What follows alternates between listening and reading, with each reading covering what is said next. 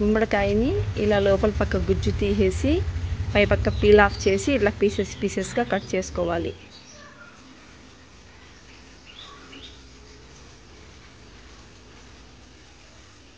Hi friends, welcome back to it's my flavour. ఈరోజు మన ఛానల్లో గుమ్మడికాయ తయారు చేయడం నేర్చుకుందాము.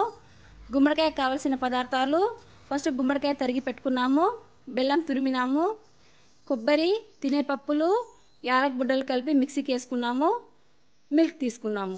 ఇప్పుడు ప్రాసెస్ చూద్దాం ఫ్రెండ్స్. పాలు నెయ్యి వేసి గుమ్మడికాయ బాయిల్ చేసుకోవాలి.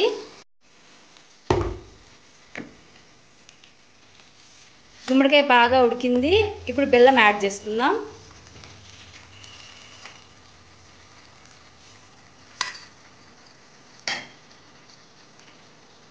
ఇప్పుడు యాలకులు, తినేపప్పులు, కొబ్బరి పొడి చేసుకున్నాం కదా, ఆ పౌడర్ వేస్తున్నాం.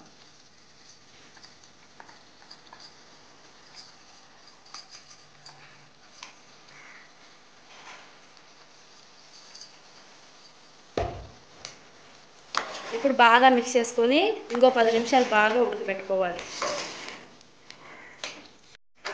నెయ్యిలో డ్రై ఫ్రూట్స్ వేసి వేయించుకోవాలి.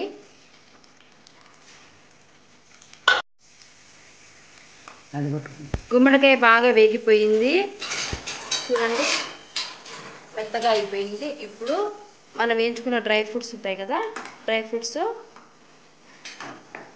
గుమ్మడికాయ హల్వాలోకి వేసుకుందాం.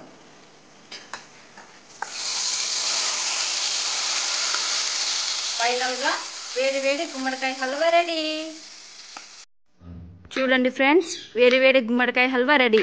టేస్ట్ చేద్దామా? మీ ఇంట్లో కూడా ట్రై చేయండి ఫ్రెండ్స్. ఈ వీడియో నచ్చితే లైక్ చేయండి, షేర్ చేయండి, సబ్స్క్రైబ్ చేయండి.